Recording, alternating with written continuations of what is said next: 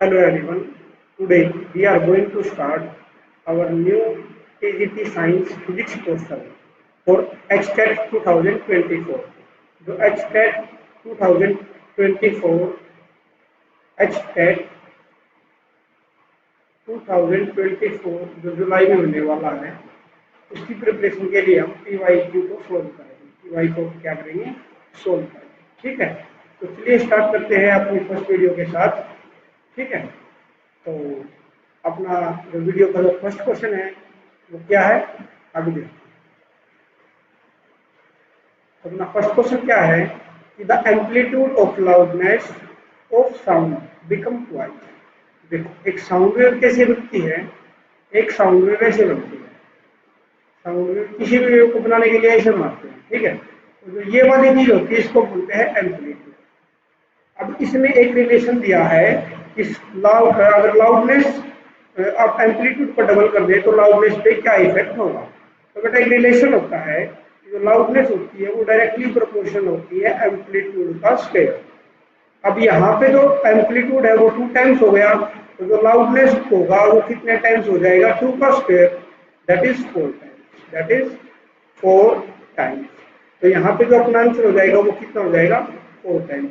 अच्छा, sound wave के लिए कुछ इंपॉर्टेंट बातें याद रख लेना कि जो साउंड वेव होती है वो लॉन्गिट्यूडनल वेव, कैसी वेव है, लॉन्गिट्यूडनल वेव। किसी को हम मैकेनिकल वेव भी बात कहते हैं, क्या कहते हैं, मैकेनिकल वेव। इसको ट्रेवल करने के लिए मीडियम चाहिए ही चाहिए। मीडियम क्या है, मस्ट है। ये वैक्यूम में ट्रेवल नहीं कर सकते। ठीक है, आगे बात समझ में।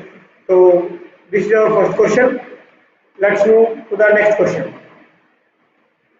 बहुत नॉर्मल सा क्वेश्चन है अगला question. The range of gravitational force. देखो, ग्रेविटेशनल फोर्स का जो फॉर्मूला होता है ना बेटा, वो क्या होता है, F is equal to G m1 m2 upon r square. जहां पे ये जो g है इसको बोलते हैं यूनिवर्सल ग्रेविटेशनल कांस्टेंट, m को बोलते हैं mass, masses of the object, masses of the object, और बेसिकली ये क्या होता है, प्रोडक्ट होता है। क्या होता है, प्रोडक्ट होता है। r क्या है, distance between them, distance between them. जैसे अगर एक ऑब्जेक्ट यहाँ पे रखा हुआ है, एक ऑब्जेक्ट यहाँ पे रखा हुआ है, इसका मास m1 है, इसका मास m2 है, तो ये डिस्टेंस r हो जाएगी। ठीक है, तो यहाँ पे जो r है वो नीचे आया हुआ है। ठीक है, तो F is inversely proportional to r square. और r की वैल्यू तो कुछ भी हो सकती है, इन्फिनिटी तक जा सकती है, तो इसकी रेंज भी कितनी हो जाएगी, इन्फिनिटी हो जाएगी। ठीक है, ये एक फंडामेंटल फोर्स है। कैसा फोर्स है, फंडामेंटल फोर्स है। कुछ इंपॉर्टेंट बातें इसके लिए भी आप कर लेंगे कि भाई ये जैसे ये कंजर्वेटिव फोर्स होता है, ये सेंट्रल फोर्स है। कैसा फोर्स है, सेंट्रल फोर्स है। ये वीक फोर्स है। कैसा फोर्स है, वीक फोर्स। सबसे वीक फोर्स है नेचर का, इन नेचर। और जो एक इंपॉर्टेंट बात, जो इंटरमीडिएट पार्टिकल होते हैं, इंटरमीडिएट पार्टिकल होते हैं वो होते हैं ग्रेविटॉन। क्या होते हैं, ग्रेविटॉन। ठीक है, तो this is the second question. Let's move to the next question. एक न्यूमेरिकल है न्यूटन सेकंड लॉ पे। क्या कह रहा है ये कि भाई फोर्स गिवन है, force is this and mass given है। मास कितना है भाई, मास गिवन है यहाँ पे 5 kg, टाइम गिवन है 10 सेकेंड, और फोर्स गिवन है 2i cap plus 3j cap plus 6k cap. ठीक है, तो हमें क्या निकालना है, हमें चेंज इन वेलोसिटी निकालनी है। देखो, न्यूटन का जो सेकंड लॉ है वो क्या कहता है कि F is equal to ma, और a की वैल्यू क्या होती है, b minus u upon t. तो F क्या बन जाएगा यहाँ से, m is equal to b minus u upon t. अब F भी गिवन है, m भी गिवन है, t भी गिवन है, ये वाला फैक्टर कैलकुलेट करना है। लेकिन यहाँ पे F वेक्टर फॉर्म में गिवन है, तो हमने F का मैग्नीट्यूड निकालना पड़ेगा। F का मैग्नीट्यूड क्या होगा, F का जो मैग्नीट्यूड होगा वो क्या होगा, 2 square plus 3 square plus 6 square under the 2 का स्क्वायर 4, 3 का स्क्वायर 9, एंड 6 का स्क्वायर 36 अंडर द रूट। इसका अगर स्क्वायर रूट लेंगे 49 बन जाएगा और 7 आ जाएगा। तो अब फॉर्मूले में पुट कर देंगे और फॉर्मूला क्या है? फॉर्मूला है कि F is equal to m v minus u upon t. F 7 है, m कितना है? m की वैल्यू 5 है, d माइनस यू निकालना है तो t की वैल्यू है 5 बन 5 होगा। ये उधर जाके मल्टीप्लाई हो जाएगा तो v माइनस यू कितना आएगा? 14 मीटर पर सेकेंड। तो ऑप्शन बी इसका राइट आंसर हो जाएगा। यहाँ पे जो कंसेप्ट लगा है, ये जो टॉपिक है ये क्या है? Newton second law of motion, Newton second law. ठीक है, वहां से हमने इसको कैलकुलेट किया।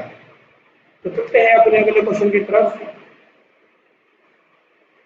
अपना अगला क्वेश्चन है कि light is reflected through a prism. Prism से रिफ्लेक्ट करती है तो एंगल ऑफ डेविएशन बताना है किसके इक्वल होगा। देखो ये अगर ये प्रिज्म होता है ना, अगर फॉर एग्जाम्पल ये प्रिज्म है, ये ए, ये बी और ये सी, ठीक है। अगली बात, यहाँ से अगर कोई इंसिडेंट लाइट ऐसे आती है, ठीक है, तो वो ऐसे रिफ्लेक्ट हो जाती है और ऐसे इमर्जेंट करती है। ये इंसिडेंट रे है, ये रिफ्लेक्टेड है और ये इमर्जेंट, ये क्या है? इमर्जेंट। लेकिन इंसिडेंट रे की अगर डायरेक्शन दे तो ये होगी और इमर्जेंट रे की डायरेक्शन दे तो ये होगी। और इस वाले एंगल को बोलते हैं एंगल ऑफ डेविएशन। क्या बोलते हैं? Angle of deviation. ये इंसिडेंट रे और रिफ्रैक्ट इमर्जेंट रे के बीच का एंगल होता है। और जो ये वाला जो एंगल होता है इसको बोलते हैं प्रिज्म एंगल।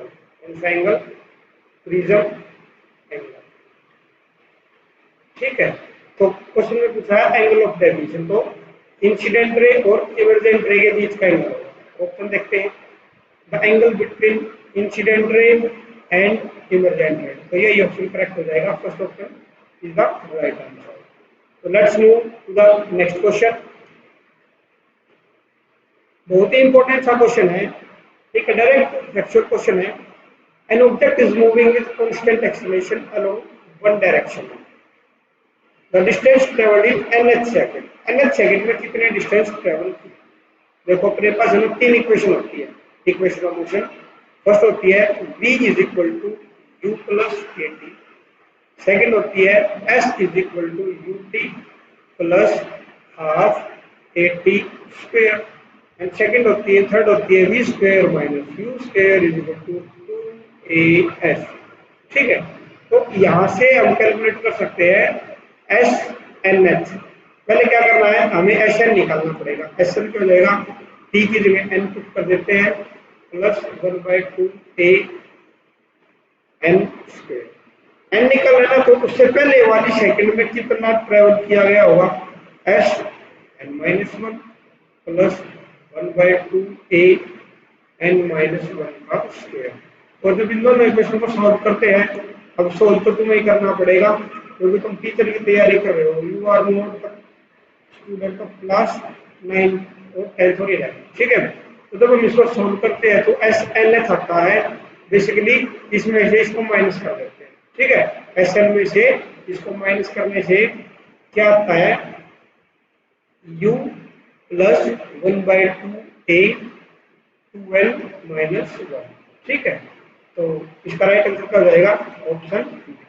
ठीक है, अगर कोई प्रॉब्लम है तो आप इसको कमेंट कर सकते हैं, डिस्कस कर लेंगे इसको दोबारा। ठीक है, बाकी बेसिक सा क्वेश्चन है। तो चलते हैं अपने अगले क्वेश्चन की तरफ। और अपना जो अगला क्वेश्चन है वो क्या है? What an electron is passing through medium. Magnetic field है। क्या कह रहा है ये कि ये एक इलेक्ट्रॉन है और यहाँ पे है मैग्नेटिक फील्ड और ये इलेक्ट्रॉन आया और ये इसमें घुस गया। ठीक है, इलेक्ट्रॉन आया और इसमें क्या हो गया? घुस गया। इसमें घुसने के बाद इस इलेक्ट्रॉन पे फोर्स लगा हुआ। क्या लगा हुआ? फोर्स। उस फोर्स से क्या क्या इफेक्ट हुआ होगा ये बताते हैं।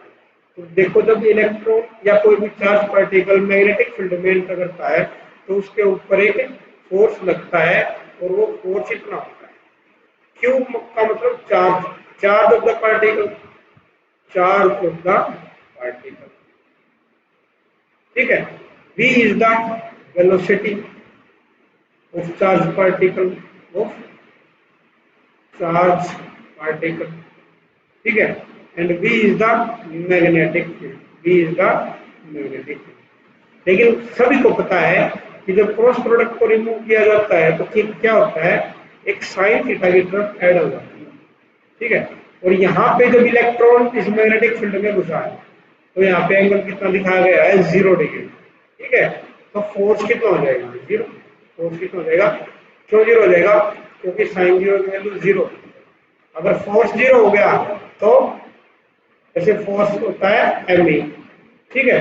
और अगर ये 0 हो गया तो एक्सेलरेशन भी 0, एक्सेलरेशन 0, एक्सेलरेशन क्या होती है, एक्सेलरेशन होती है v minus u upon t, तो v minus u equal to 0, ठीक है।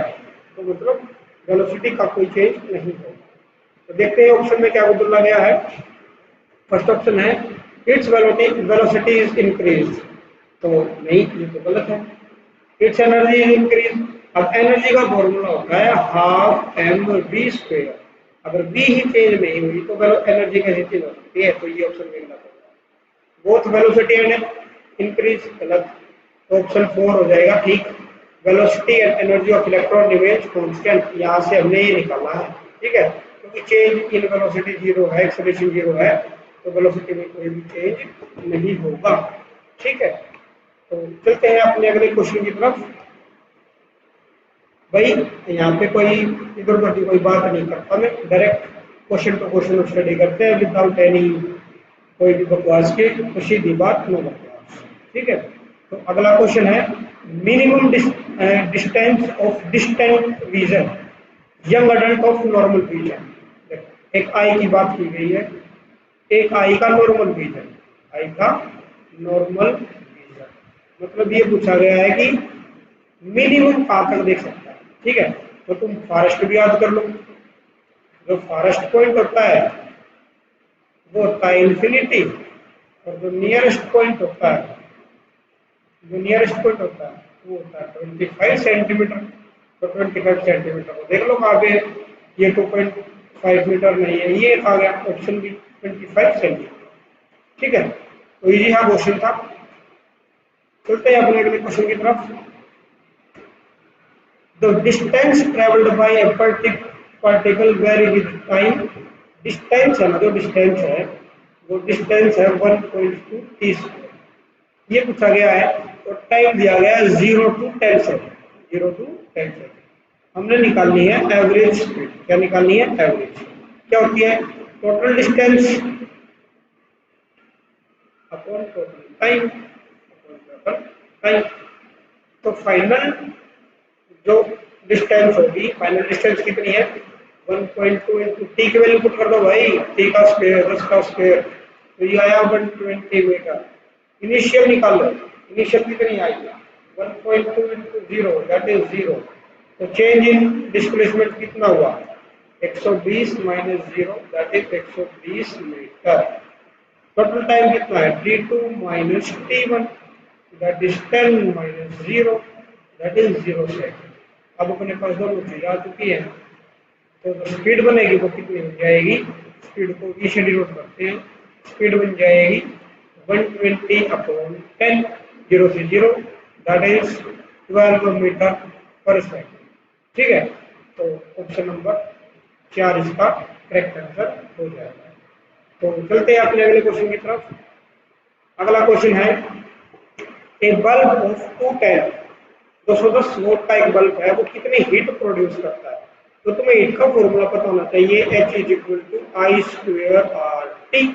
लेकिन I की वैल्यू नहीं है ना R की वैल्यू है, तो ओम्स लॉ लगाएंगे। ओम्स लॉ क्या कहता है, V is equal to I R और R is equal to V upon I. तो R की वैल्यू को यहाँ पे सब्स्टिट्यूट करेंगे, तो क्या बन जाएगा, H is equal to I square into V upon I into में टी, ठीक है। एक से एक कट जाएगा, क्या बनेगा, V इंटू आई इंटू में टी। ये कितना है, P, ये T, दोनों गिवन है। P is equal to 210 volt, time is equal to 5 minute that is 5 into 60 and that is 300 second. बरोबर। ये कितना हो गया 210 इंटू में 300 मल्टीप्लाई करें 3 को 0 आ गई भाई 3 एकम 3 और 3 दूनी 6 कितने जूल आई तो लेकिन हमें कैलोरी में निकालना है ना तो कोई बात नहीं 4.2 जूल का मतलब है कैलोरी और वही 1 जूल का मतलब होगा 1/4.2 और 63,000 का मतलब होगा 1/4.2 इंटू में 63,000 63,000 यहाँ से अगर पॉइंट हटाएंगे तो एक जीरो और चली जाएगी पॉइंट हट जाएगी यहाँ से 7 6 जा और 7 9 जा और 4 जीरो अब 6 बन जा 6 15 15 से 90 और 3 जीरो तो कितना आ गई 15,000 कैलोरी आ गई कितनी आ गई 15,000 कैलोरी तो आंसर कितना हो जाएगा ऑप्शन नंबर 3 तो चलते हैं अपने अगले क्वेश्चन की तरफ अगला क्वेश्चन है कि करेक्ट ऑर्डर द फॉलोइंग देखो फ्रिक्शंस के बीच में ऑर्डर बताना है फ्रिक्शन होता है क्या पहले ये पता होना चाहिए फ्रिक्शन एक ऐसा फोर्स है जो मोशन को अपोज करता है दैट अपोज मोशन मोशन को अपोज करता है ठीक है 3 टाइप का होता है स्टैटिक स्लाइडिंग और रोलिंग और सबसे ज्यादा होता है स्टैटिक फिर स्लाइडिंग और फिर रोलिंग ये ऑर्डर देख लो कहाँ पे इसको static sliding rolling option number तो this is the right answer तो ये याद रखिए कुछ क्वेश्चन हमने H10 2023 के फिजिक्स वाला जो क्वेश्चन बना उसके 10 क्वेश्चन किए ठीक है तो नेक्स्ट ऐसी वीडियो में हम सभी पीवाईक्यू को सोल्व करेंगे पीवाईक्यू को क्या करेंगे सोल्व करेंगे ठीक है तो प्लीज चैनल को सब्सक्राइब करें और शेयर ठीक है तो मिलते हैं अगली वीडियो में के लिए thank you and have a nice day